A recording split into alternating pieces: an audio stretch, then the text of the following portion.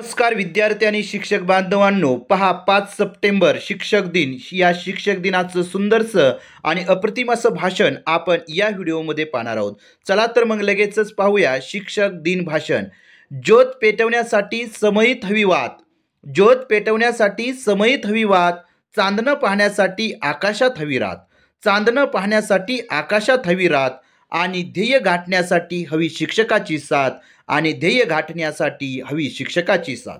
सन्माननीय व्यासपीठ, आदरणीय मुख्याध्यापक, वंदनीय गुरुजन वर्ग व माझ्या मित्रमैत्रिणींनो, सर्वांना माझा नमस्कार.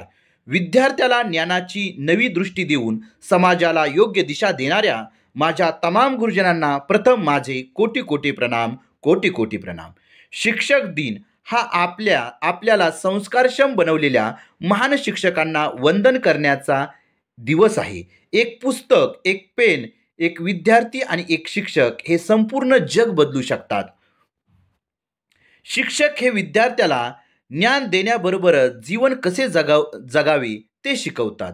कुंभार ज्याप्रमाणे मातीच्या गोळ्याला आकार देऊन त्यापासून मडके घडवतात, त्याचप्रमाणे शिक्षक आपल्या विद्यार्थ्यांना घडवतात, त्यांच्या भविष्याला आकार देतात.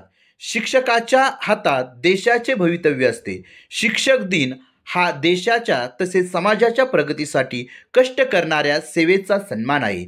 शिक्षक हा जितका कर्तव्य दक्ष, कुशाल आणि हुशार असेल, तितका देशाचा विकास झपाट्याने होत असतो. म्हणूनच म्हणावेसे वाटते, गुरुविना ना मिळे ज्ञान.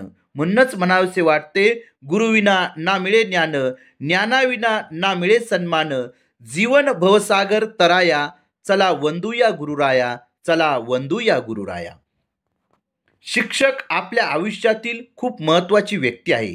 ते आपल्या ज्ञानाची झाडे रुजवतात, विचारांमध्ये दिशा दाखवतात आणि सदैव आपल्याला योग्य मार्गावर नेण्यासाठी सदैव प्रयत्न करतात. त्यांच्या मार्गदर्शनामुळे आपले भविष्य उज्ज्वल होते. शिक्षक दिनाच्या दिवशी आपण गुरूंना वंदन करून आपल्या देशाचे नाव जगात उंचवण्याचा प्रयत्न करूया. सर्व शिक्षकांना शिक्षक दिनाच्या हार्दिक हार्दिक शुभेच्छा. धन्यवाद, धन्यवाद, धन्यवाद.